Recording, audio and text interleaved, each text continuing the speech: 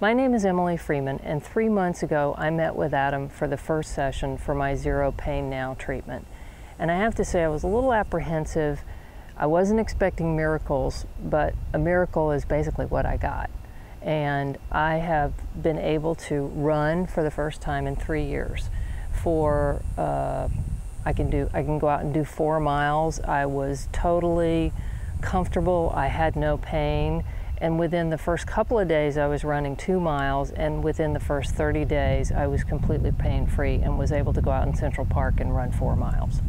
I think the process was great for me because it had some clear, definable exercises and things where I could kind of mark my progress. So I was able to look at a video, I was able to talk to Adam when I needed to talk to him.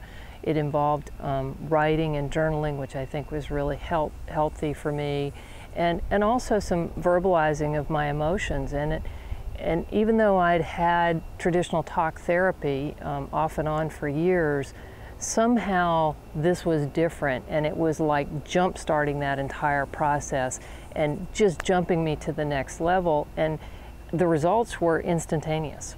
I think before I had the session, I thought of everything I did in terms of pain. If I was going on a long drive, I knew that I was going to be in pain. If I was going to the movies, I knew I was going to be in pain after an hour and a half. If I went to dinner, I had to think about what chair I sat in.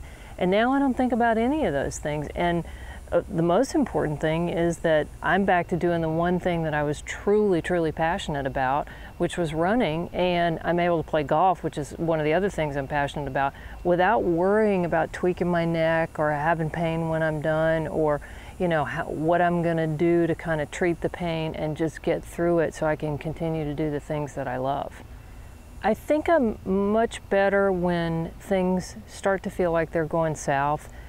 I take that moment and ask myself, where I am emotionally, and just grounding myself and acknowledging that emotion made such a difference for me.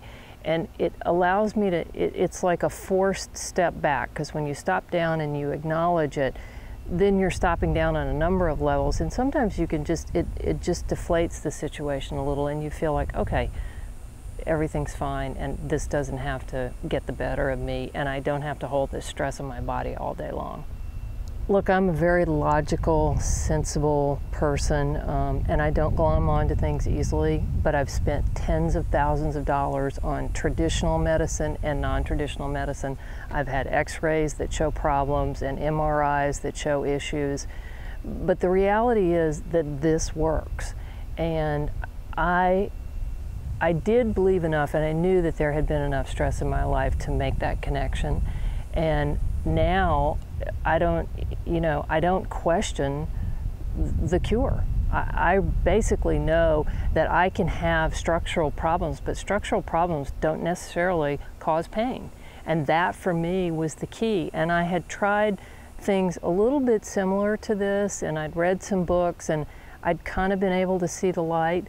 But the key was really working with Adam in such a structured fashion, and doing the session with him where the other books and things I'd heard, I believed and I understood intellectually, but this was the home run emotionally for me. And this got me over the hurdle, and this is why I have no pain. I know it sounds too good to be true, and I come from a place where I'm very cynical about things that sound too good to be true. But if you can believe this and understand it and accept it for what it is, it works.